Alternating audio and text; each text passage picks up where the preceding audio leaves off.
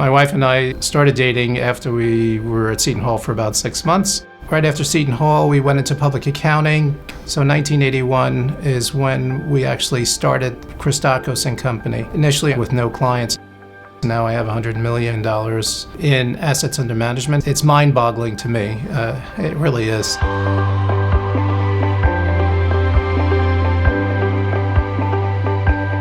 Initially, I thought we were doing a better job of communicating what we were doing for clients and how. And then trying to make that initial pitch to a room full of students, it made it very clear that we needed to reevaluate how we were communicating that message because it was not landing.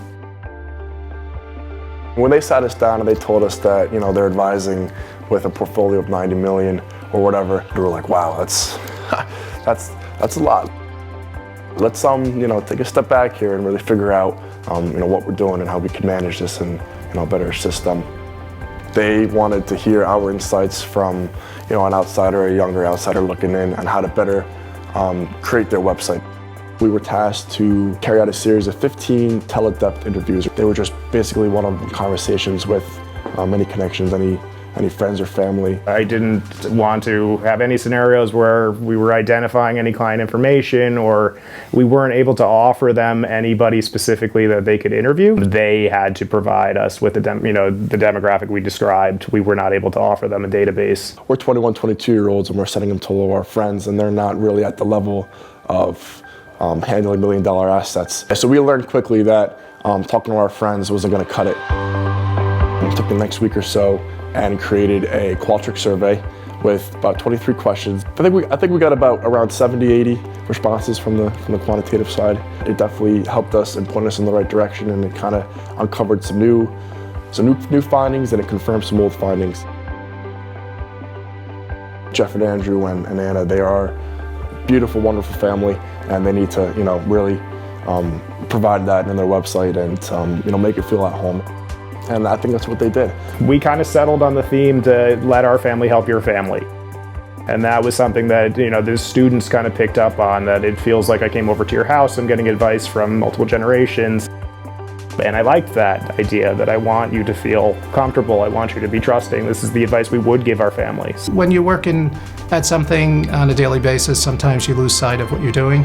And when someone asks you questions about, hey, why are you doing that? And you start thinking, well, why am I doing that? I think the interaction with smart students really pushes it to another level. And so it's a learning experience for both sides. It's a win-win.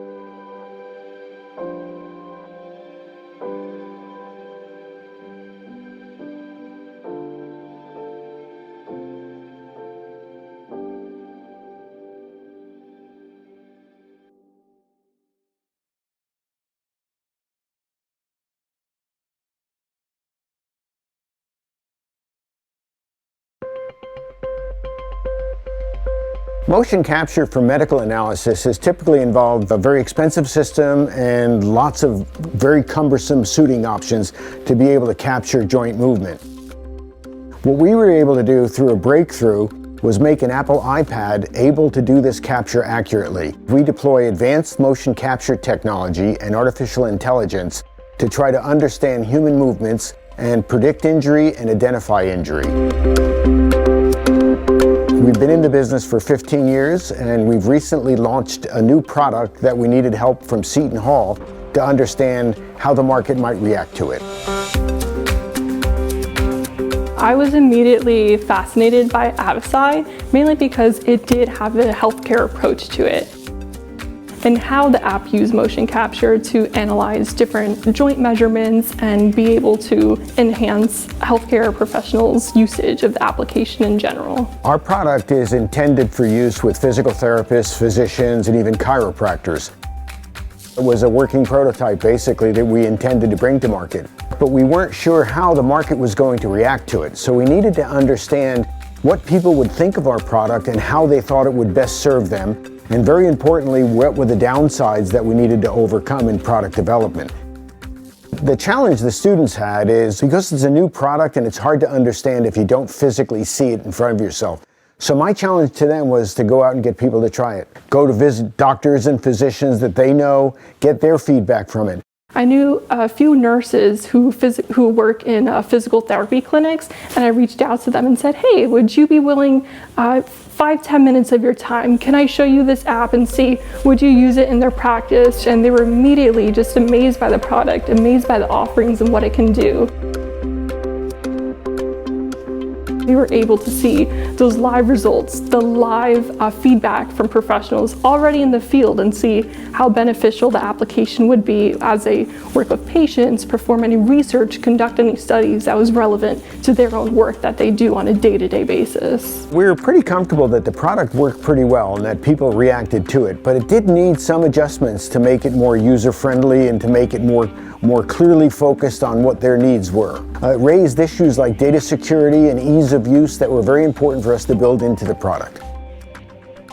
In today's society, there is a big difference between people my age and people their age in their use of technology, and it's a big advantage for the young folks who already have sort of an inclination towards wanting to use technology and finding it cool and interesting. And they did. They showed a lot of energy, and they went out and found people and got them to give them their feedback, and their feedback was invaluable.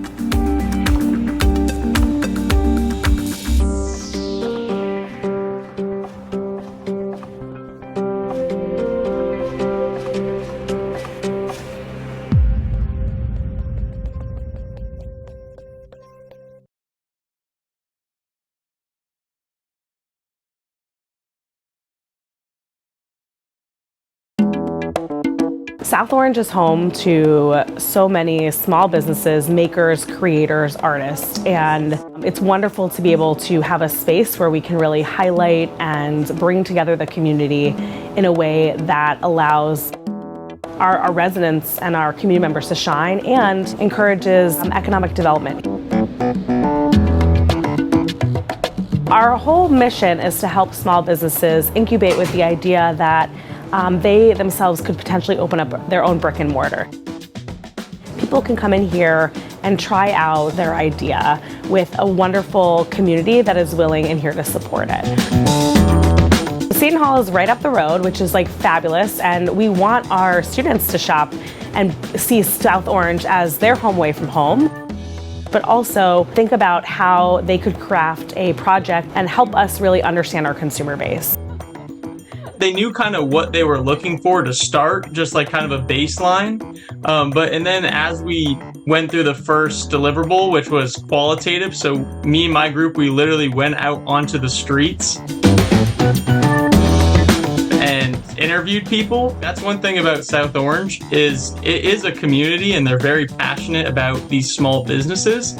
So when we kind of explained it was about, helping small business and trying to help the South Orange community kind of get what they want in the collab, then it really kind of, they just started talking to us. They were really interested in bookstores, and they were just overall interested in a lot of things that the collab was selling at the time. And we were just kind of trying to figure out how we could make it more efficient for them. I think what the students offered us was kind of the other things that we had not thought about. When do people shop? How much do they spend? What do they like to buy? What are they going to buy on an ongoing basis? And really being able to kind of expand our project base allowed us to learn even more about the consumer in our community and how we could better serve them. After we did the qualitative steps with the collab, we went to the quantitative. So that was, now we weren't just talking to 10 people, we were going to try to talk to hundreds of people. We really learned that everyone in South Orange had the same kind of basis that we got from the qualitative data. It kind of just confirmed what we already thought. We're indebted to the research that this team did. But I think it just helped us be more confident in our decisions and also use that information to bring to other member businesses that we were courting to bring in. We want to help small businesses live out their dreams and try it and see what works and then learn from that and grow.